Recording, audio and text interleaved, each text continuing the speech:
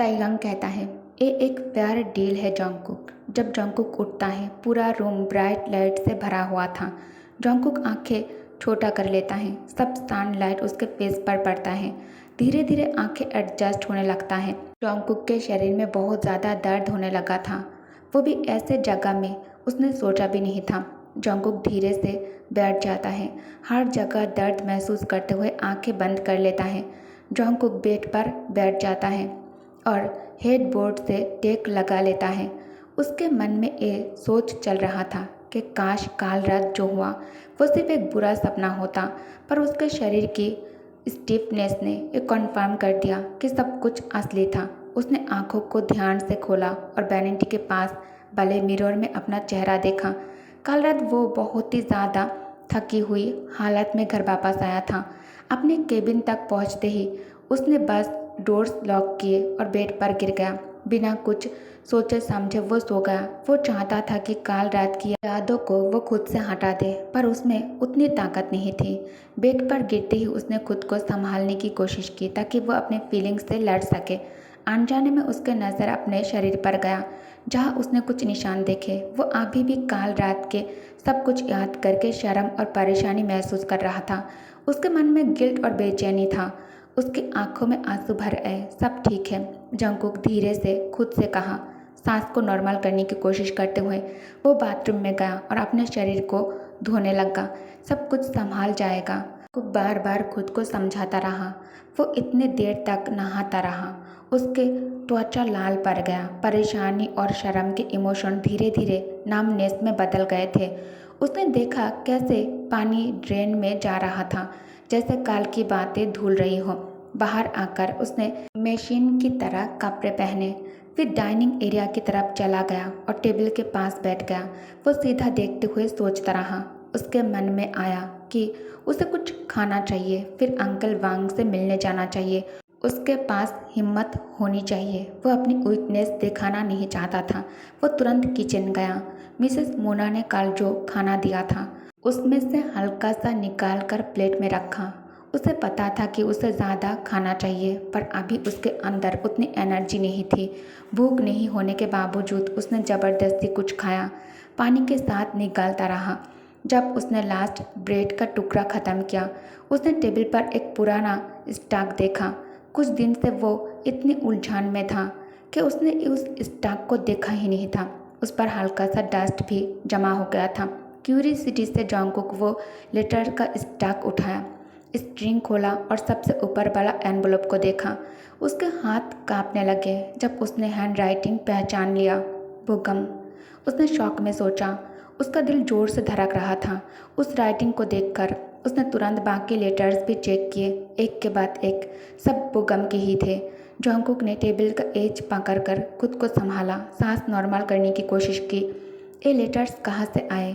जॉन्गकुक शौक में उन्हें देखता ही रहा। जॉन्गकुक सबसे पहला वाला लेटर को खोल लेता है जो उसे सबसे पहले मिलना चाहिए था। उसकी आंखों में आंसू भर आए, हाथ कांपने लगे जब उसने पढ़ना शुरू किया। वो लेटर लास्ट फॉल सीजन से था। उसने पहली लाइन देखी, रोना रोकने की कोशिश की। थैंक यू ड्यूक, मैं सच में नहीं जानता था क्या कहूँ।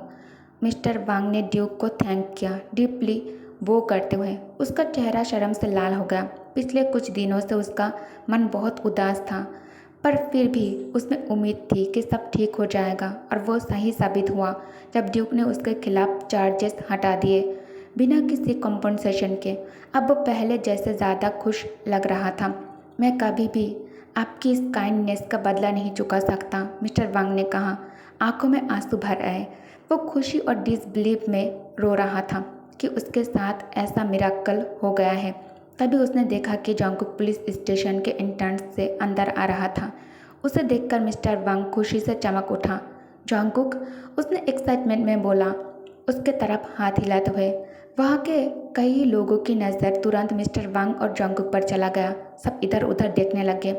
उसमें ड्यूक और उसके साथ खड़ा लॉयर भी शामिल था। जॉन्गकुक तुरंत फ्रीज हो गया जैसे ही उसकी नज़र कुछ सेकंड के लिए ड्यूक की नज़र से मिली। जॉन्गकुक वापस अपने अंकल की तरफ देखता है। जॉन्गकुक का मन घबरा गया। जल्दी से वो अपने अंकल के पास गया। अंकल, उसने हल्की सी आवाज़ में बोला और उनका हाथ मजबूती से पकड़ लिया, जैसे वो छोड़ना ही नहीं चाहता था। ये सब क्या हो रहा है? जॉन्गकुक ने घबरा कर पूछा। पुलिस ऑफिसर ने मुस्कुराते हुए कहा, लगता है जॉन्गकुक, तुम्हें बधाई देना चाहिए। ड्यूक ने तुम्हारे अंकल पर लगाए गए सारे चार्जेस वापस ले लिए हैं।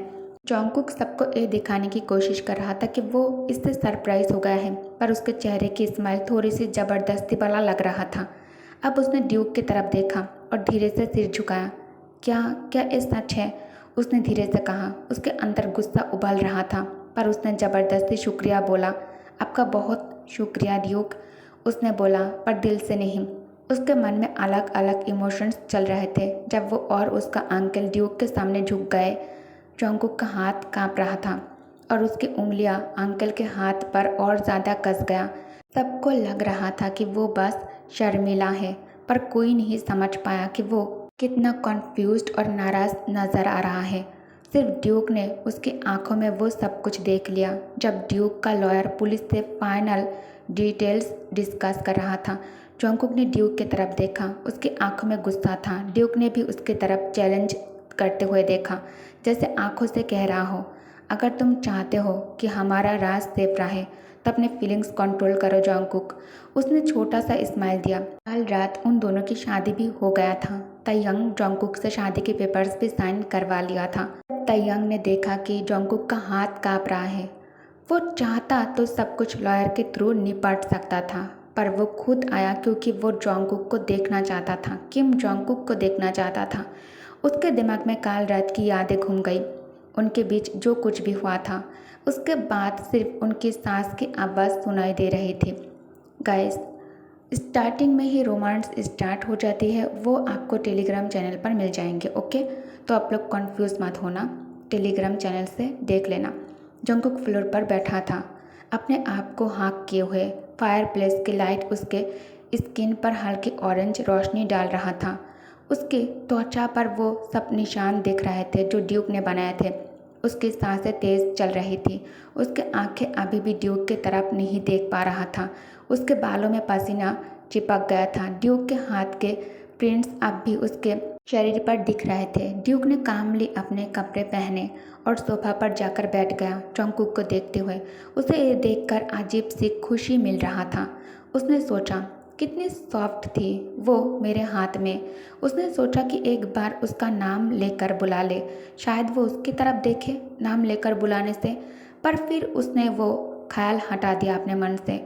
तयंग सिगरेट उठा लेता है, लेकिन उसे जलाने का मन ही नहीं हुआ उसे। वो बस चुपचाप देखता रहा जंगकुक को, कैसे वो चुपचाप फेटल पोजीशन में पड़ा था, उसकी तरफ पूरा मुंह मोड़ कर। वो सीन उसे अजीब सा फील करवा रहा था। उसका मन किया कि जाकर उसे जेंटली संभाले, पर उसने खुद को रोका।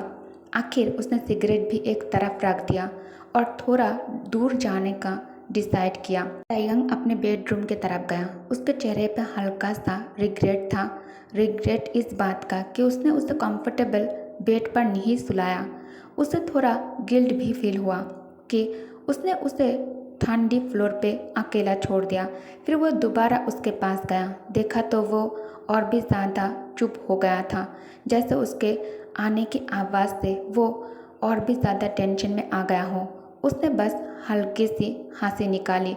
जंगकुक के बचकानी हरकतों पे उसने हैंगर से अपने कोट उठाई और प्यार से उसके ऊपर डाल दी ताकि उसे ठंडा लगे। वो हल्की सी हिली, पर फिर भी वापस नहीं देखा तायंग की तरफ। तायंग ने डिसाइड किया कि उसे स्पेस देना ज़रूरी है।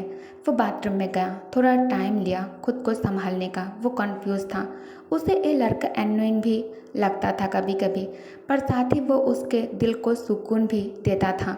उसने जल्दी से एक शॉर्ट शावर लिया, सोचा कि वापस जाके उसके पास बैठेगा, उसका ध्यान रखेगा, उसे संभालेगा। पर जब वो वापस आया तो वो वहाँ नहीं था। जंगकुक चला गया था। उसने पूरे कमरे में देख लिया, पर वो कहीं नहीं मिला। तब उसने देखा उसकी शर्ट, फटी हुई शर्ट ज़मीन पर ही पड़ा था। बटन्स इधर उधर बिखरे हुए थे। वो उसके कुछ गोल्डन बालों को भी देख पाया जो ज़मीन पर गिरे थे। उसने देखा कि उसने उसकी कोट भी वापस हैंगर पे लटका दिया था। तयंग एक पल के लिए चुप हो गया। फिर उसके चेहरे पर एक हल्की सी मुस्कुराहट आई, जैसे उसे यकीन हो गया हो कि जॉन्गकुक को उसके साथ रहना पसंद नहीं था। उसने सोचा, क्या वो इतना अनकंफर्टेबल था, बिना कुछ बोले ऐसे चला गया। वो थैंकफुल था वो उसके पीछे नहीं गया, क्योंकि वो नहीं चाहता था जॉन्गकुक को और ज़्यादा चोट पहुँचे। फिर वो बस खड़ा था, नीचे देखता हुआ, और उस पल को समझने की कोशिश करता रहा। वो मानता था कि वो उसके साथ और भी ज़्यादा सख्त हो सकता था, और इसी वजह से अब तयंग जॉन्गकुक को देख रहा था, खुद को ये समझाते हुए कि कल रात उसने सही फैसला लिया। बस कुछ घंटे ही हुए थे जब उसने उसमें खुद को दफन किया था, और फिर से वही फीलिंग उसके अंदर जागने लगी थी जो कल रात उसने महसूस की थी जब वो अपनी मिस्ट्रेस से दूर था। बहुत नोबल डिसीजन लिया आपने, ड्यूक। पुलिस वालों ने उसकी तारीफ की, तयंग को प्रेजेंट मोमेंट में वापस लाते हुए। सच में आप रिस्पेक्ट और प्रेस के लायक हो as the head of the Kim house. तयंग ने सिर्फ हल्की सी थैंक्स कहा और कन्वर्सेशन ख़त्म कर दिया। फिर पुलिस स्टेशन से तेज़ी से निकल गया। ज़्यादा टाइम नहीं लगा जब जॉन्गकुक, मिस्टर वांग और बाकी पुलिस ऑफिसर्स फिर से मूव करने लगे। मिस्टर वांग ने तयंग के कार के पीछे जाके उसके लिए डोर ओपन किया। ड्यूक, मैं कभी नहीं भूलूंगा एक काइंडनेस जब तक जिंदा हूँ। मिस्टर वांग ने बहुत ग्रैटिट्यूड के साथ थैंक यू बोला। सच में मैं नहीं भूलूंगा, उसने सिंसियरली कहा, और लास्ट टाइम वो किया। तयंग सिर्फ सिर्फ अपने सीक्रेट हस्बैंड और गार्डनर के नेफ्यू को घूरता रहा। उसकी आंखों में डार्क ग्लिंट था। कुछ नहीं मिस्टर वांग, उसने जवाब दिया, देखते हुए कि कैसे जॉन्गकुक को बुरा लग रहा था कि उसका अंकल उसकी तारीफ कर रहा था। मैं तुम्हें अरबिश में फिर देखना चाहता हूँ, उसने इंक्लूड किया, और फिर फाइनली कार में बैठ गया। जॉन्गकुक ने उस टाइम तक एक भी बार स्माइल नहीं किया। वो छोटी सी स्माइल भी नहीं छुपा सका। जब कार का डोर बंद हो गया, वो जानता था कि वो उससे फिर मिलेगा, वही कंडीशन में। वो इस बात को पक्का करेगा। ड्यूक किम तयंग फाइनली पुलिस स्टेशन से चला गया, तभी जॉन्गकुक ने रिलीफ महसूस किया। उन दोनों ने लास्ट मोमेंट चार्जेस को चेक किया जो ड्रॉप किए गए थे, और फाइनली वहाँ से निकले। जॉन्गकुक ने अपने अंकल का आर्म पकड़ा और अपना सिर उसके शोल्डर पर रख दिया। वो दोनों काफ़ी देर तक बात करते रहे। जॉन्गकुक पूछता रहा कि उसने क्या मिस किया। फिर उसने पूछा, क्या हम अभी भी आर्बिश में रह रहे हैं अंकल? उसने हल्के से फ्रॉन के साथ पूछा। क्यों? मिस्टर वांग ने खुशी कंट्रोल नहीं कर पा रहा था, और उसने उसका आर्म स्क्वीज किया। जॉन्गकुक कंफ्यूज होता गया जब वो वापस अपने छोटी कैबिन की तरफ चल रहे थे। ओह, ये सब ड्यूक की वजह से है, मिस्टर वांग ने शर्माते हुए जवाब दिया। अब भी उसके चेहरे पर बड़ी सी स्माइल थी। उसने बोला, मैं अरबिश में काम कर सकता हूँ और केबिन में भी रुक सकता हूँ। क्या? जॉन्गकुक हैरानी से पूछा। जॉन्गकुक मन ही मन सोच रहा था कि यही चांस है, यही मौका है, वो अपने अंकल को भी यहाँ से अपने साथ लेकर जाएगा। पर अंकल वांग ने सॉफ्टली हाथ उठाकर उसे चुप रहने का इशारा किया। शुरू में मैं मना करना चाहता था मेरी प्यारी, सच में मुझे इतनी गिल्ट महसूस हो रहा था कि मैं वापस वहाँ काम नहीं करना चाहता था, अंकल वांग ने एडमिट किया। पर ड्यूक ने कहा कि इससे मैं अपने गलतियों का कंपनसेशन समझूं और ग्रीन हाउस को वापस उसकी ग्लोरी में लाने के लिए हार्ड वर्क करूं। जॉन्गकुक के पेट में दर्द का एहसास होने लगा। उसने ये भी बोला कि मेरी स्किल्स और एक्सपर्टीज काफ़ी क्रूशियल है रीस्टोरेंट्स के लिए, और मैं सोचने लगा और एग्री किया। मैं गार्डनर हूँ और ग्रीन हाउस में सालों से काम किया है। अपनी गलतियों को कौन सुधारेगा अगर मैं नहीं सुधरूंगा तो? ये कहकर मिस्टर वांग जॉन्गकुक की तरफ देखता है, अप्रूवल ढूंढते हुए। मैडम, तुम्हें वापस काम पर आने देंगे क्या? जॉन्गकुक ने वरीड होकर पूछा। मिस्टर वांग ने सिर्फ सॉफ्टली स्माइल किया। ड्यूक ने बोला कि मैडम ओल्ड मिसेस की मुझे खुशी से वेलकम करेंगे, और मैडम एली भी उनकी विशेस को मान गई है। उसने बोला, हमारे लिए ड्यूक गॉड का भेजा हुआ गिफ्ट है, सच में हमारा सेवियर है वो। सच में सब उसकी तारीफ कर रहे थे, उसको अपना सेवियर कह रहे थे। जॉन्गकुक सिर्फ हाँ में हाँ मिला रहा था। अंकल वांग उसकी बहुत तारीफ कर रहा था और उसको उनका सेवियर बोल रहा था। जॉन्गकुक कुछ नहीं बोलना चाहता था, सिर्फ ये कहना चाहता था कि सब गलत है। वो ड्यूक एक खतरनाक और क्रूएल आदमी है। सबको उसको वैसा देखना चाहिए जैसे वो दिखती है। लेकिन वो नहीं चाहता था कि उसके अंकल को गिल्ट फील हो अगर उन्हें पता चल जाता कि जॉन्गकुक को क्या करना पड़ा सिर्फ इसलिए ताकि वो आज़ाद हो सके। इसीलिए उसने चुप रहने का डिसीजन लिया। ओके गाइस, तो इस पार्ट को मैं यही एंड करती हूँ। Thank you for watching, bye bye.